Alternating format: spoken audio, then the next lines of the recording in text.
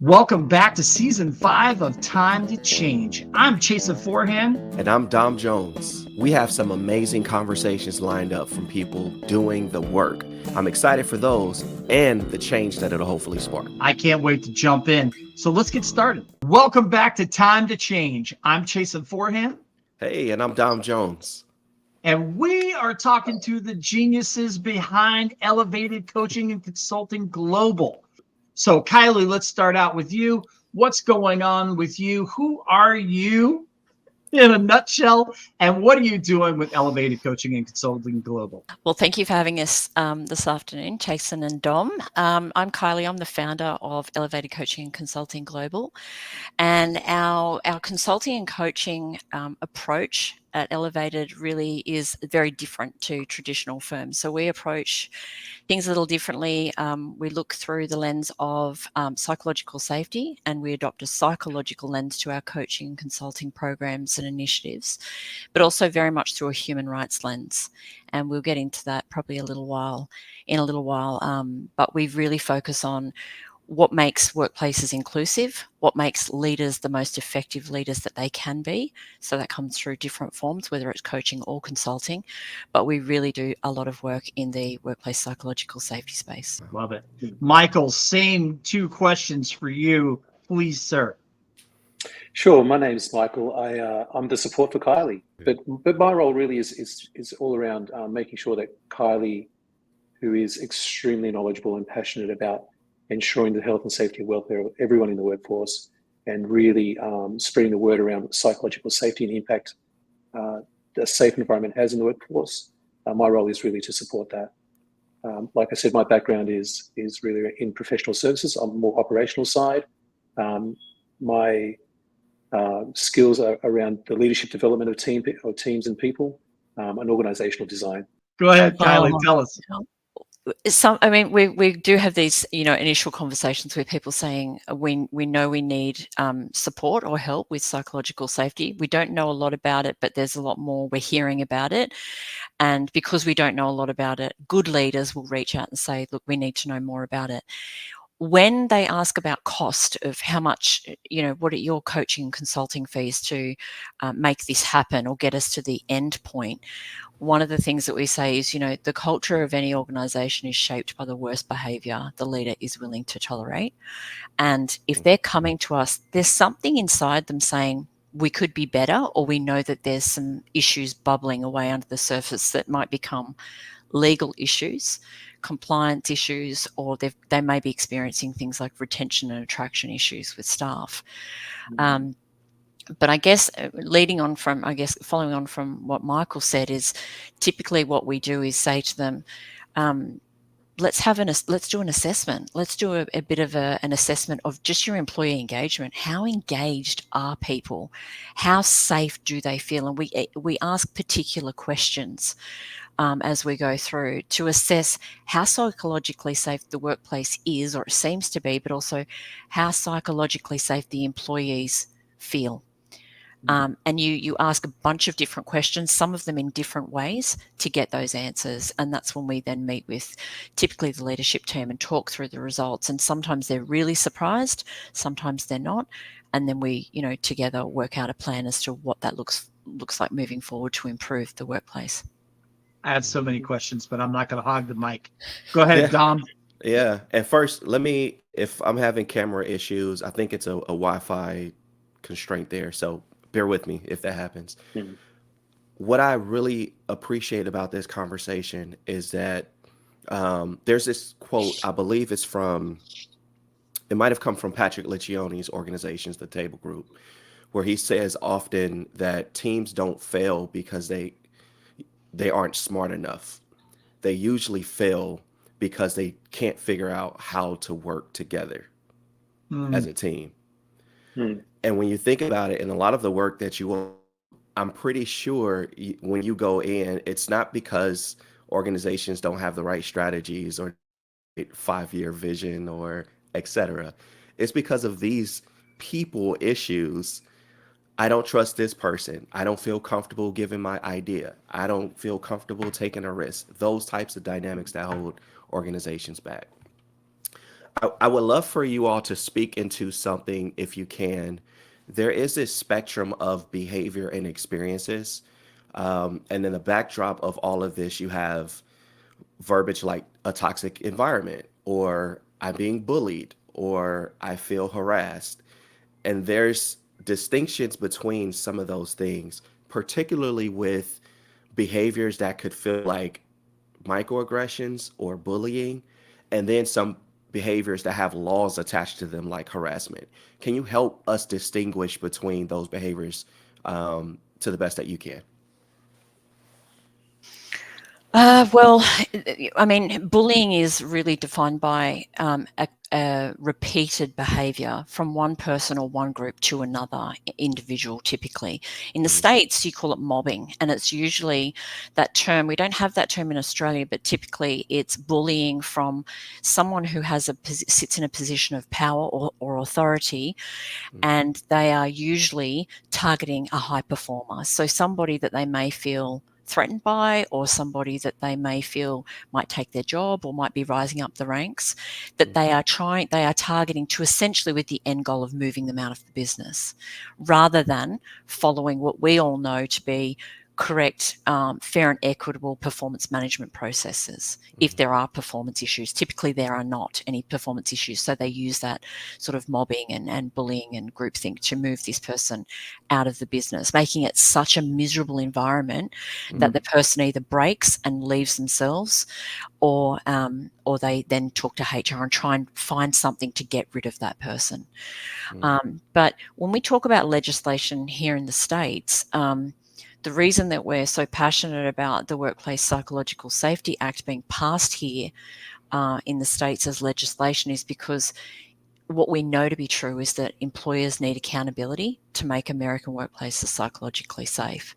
We know that that act or that legislation, when it's passed and implemented, will create an incentive for employers to prevent and address workplace psychological abuse and to uphold that psychological safety that is a human right for all American workers. There's no current law in the US that protects workers from workplace psychological abuse unless you're a member of a protected class, so gender, race, age, under the Title VII of the Civil Rights Act.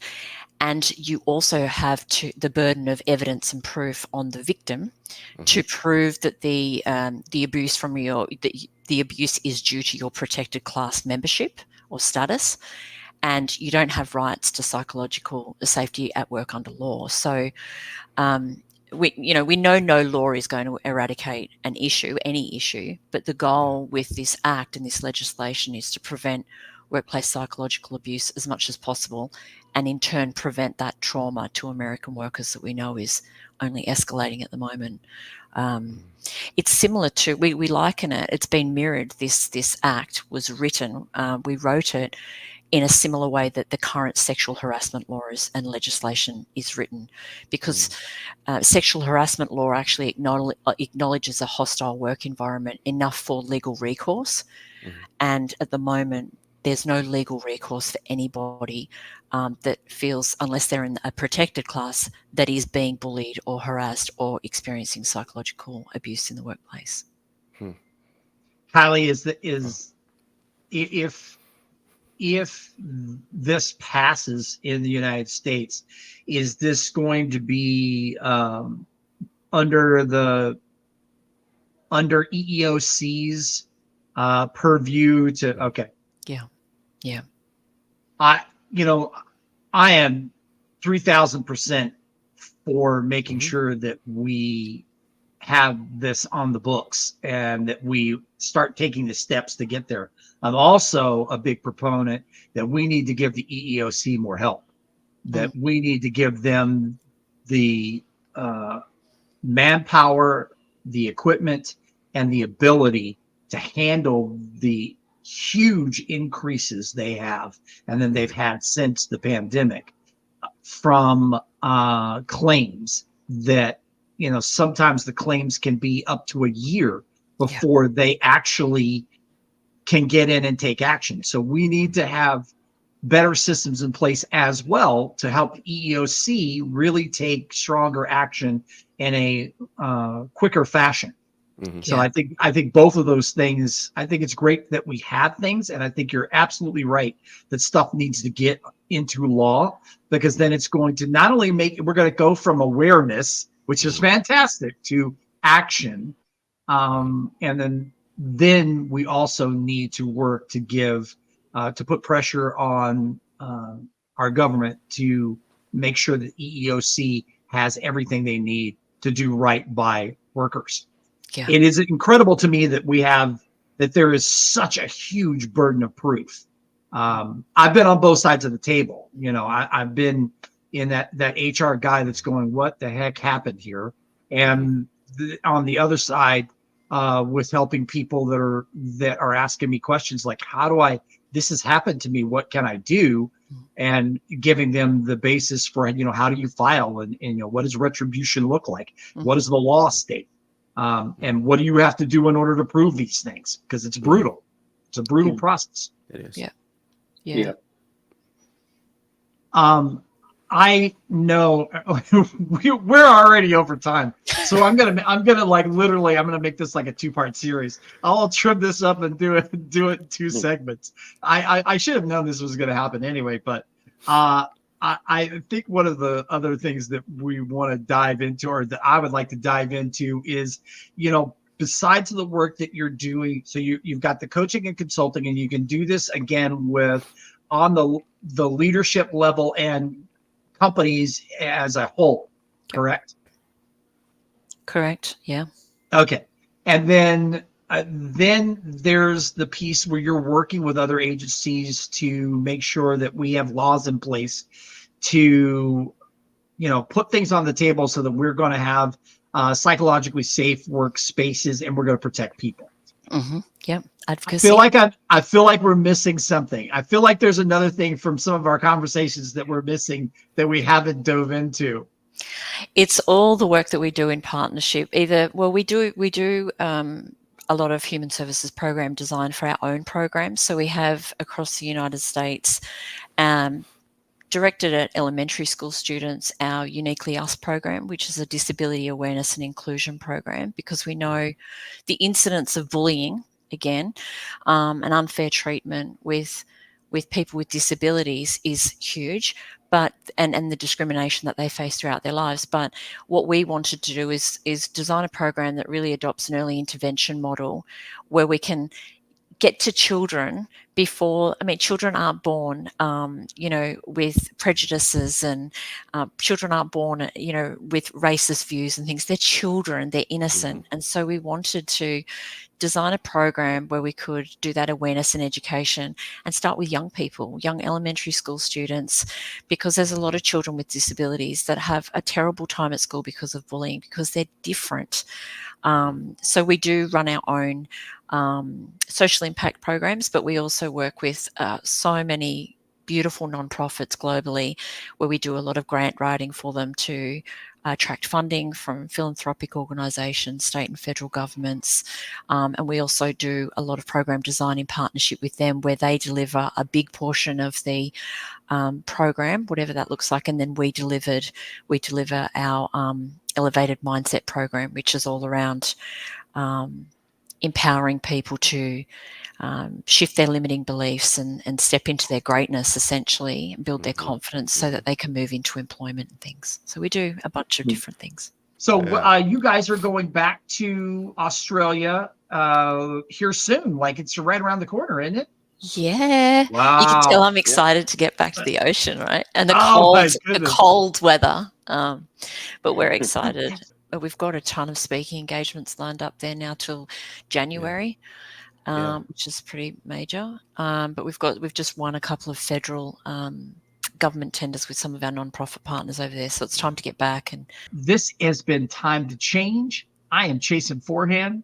And I'm Dom Jones. And we will catch you next time. Thanks for showing up.